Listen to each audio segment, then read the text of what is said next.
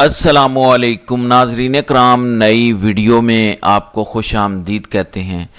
نون league کی حکومت اور اسٹیبلشمنٹ اس وقت شدید دباؤ میں ہے۔ کوئی بھی ان کا امریکی صدر ڈونلڈ ٹرمپ کے ساتھ کیا گیا معاہدہ یا بات چیت یا یقین دہانیوں کا بوجھ اٹھانے کو تیار نہیں ہے۔ ابھی تک پاکستان کے اندر بہت سی سیاسی جماعتیں اس بات پر حیران ہیں کہ ٹرمپ کے ساتھ معاہدہ کیا گیا، کیونکہ اس معاہدے کو ابھی تک پارلیمنٹ میں نہیں لایا گیا۔ نواز شریف، زرداری اور اسٹیبلشمنٹ کے ایک انتہائی قریبی دوست نے انہیں بائے بائے ٹائے ٹائے کہا ہے۔ اب یہ پرانا دوست کون ہے اور انہوں نے اس اہم موقع پر ان کا ساتھ دینے کی بجائے انکار کیوں کیا؟ ویسے تو یہ آزمودہ دوست ہے، ہر مشکل وقت میں اس نے اپنے دوستوں کو بچایا، ان کے کام آیا، لیکن اب یہ پیٹھ دکھا کر چلے گئے۔ ماجرا کیا ہے، اس پر بات کریں گے۔ پھر گنڈا پور کی جانب سے علیمہ خان کے خلاف جو ویڈیو بیان جاری کیا گیا، جس پر میں پچھلی ویڈیو میں بات بھی کر آیا ہوں، تو لگتا یہ ہے کہ گنڈا پور فیصلہ کر چکے ہیں کہ اب میرا پی ٹی آئی میں رہنا یا وزیر اعلیٰ کی کرسی برقرار رکھنا تقریباً ناممکن ہو چکا ہے۔ اس لیے جب تک میں اپنے عہدے پر ہوں یا جب تک پی ٹی آئی میں ہوں،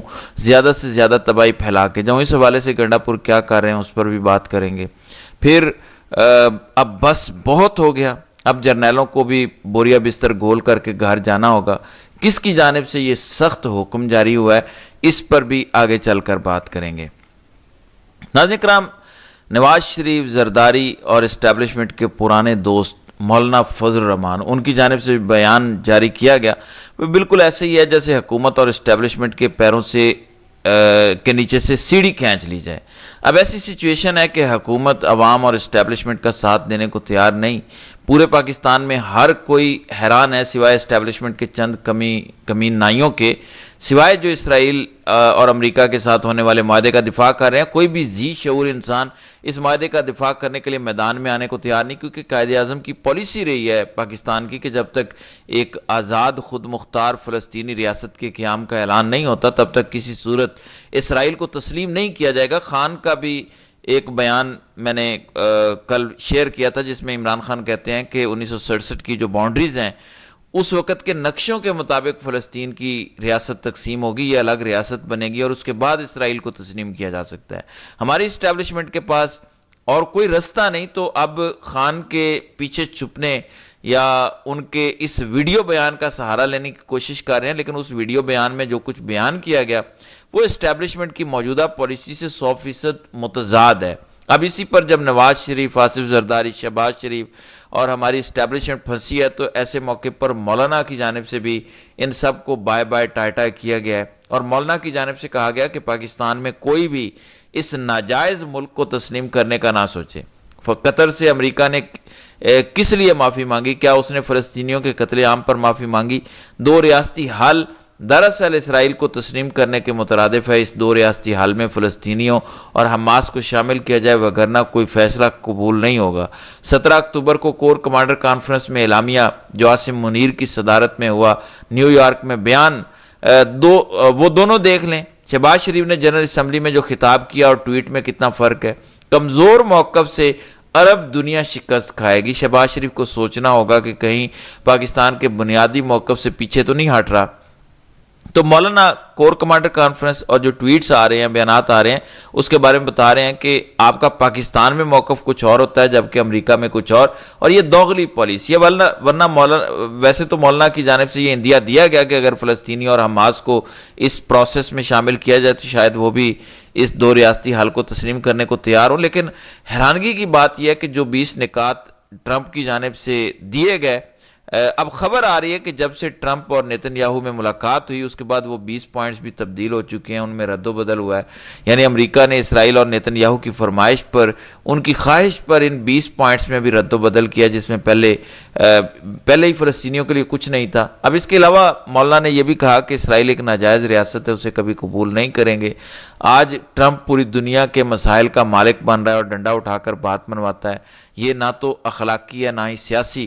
جب تک فلسطین کے مسئلے پر خود فلسطینی فیصلہ نہ کریں، زبردستی فیصلہ مسلط نہیں کیا جا سکتا۔ اس کے علاوہ مولانا نے یہ بھی کہا کہ دو ریاستی حلقوں پر حل جو ہے وہ فلسطینیوں پر نہیں تھوپا جا سکتا۔ امریکہ انتہا پسندی اور ڈنڈے والی سیاست نہ کرے۔ اس کے علاوہ مولانا نے کہا کہ امریکہ نے مذاکرات سے حماس کو لا تعلق کیا ہوا ہے، وہ تو اصل فریق ہے۔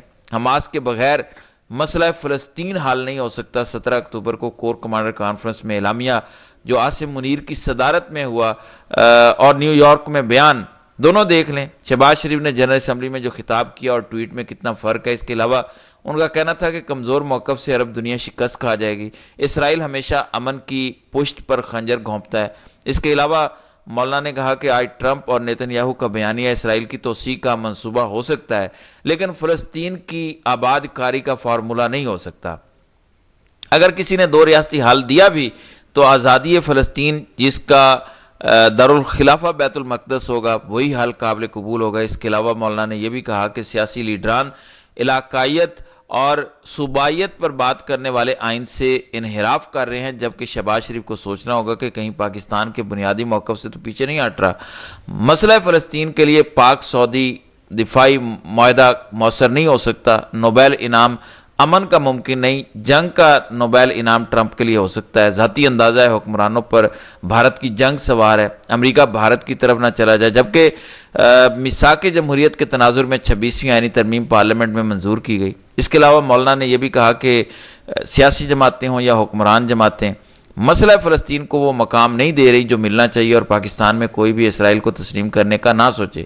ایک سوال کے جواب میں مولانا نے کہا کہ حکومت کے وقت پورا کرنے یا نہ کرنے کا دار و مدار اسٹیبلشمنٹ پر منحصر ہے۔ اگر تعلقات اچھے رہے تو وقت پورا ہوگا، ورنہ نہیں ہوگا۔ تو یہ بیان مولانا کی جانب سے دیا گیا اور اشاروں میں بتا دیا گیا کہ اگر امریکی صدر کی ان 20 نکات میں کوئی تھوڑی سی وہ بہتری کر لیں تو شاید مولانا بھی اسرائیل کو تسلیم کرنے کے لیے آن بورڈ ہو جائیں۔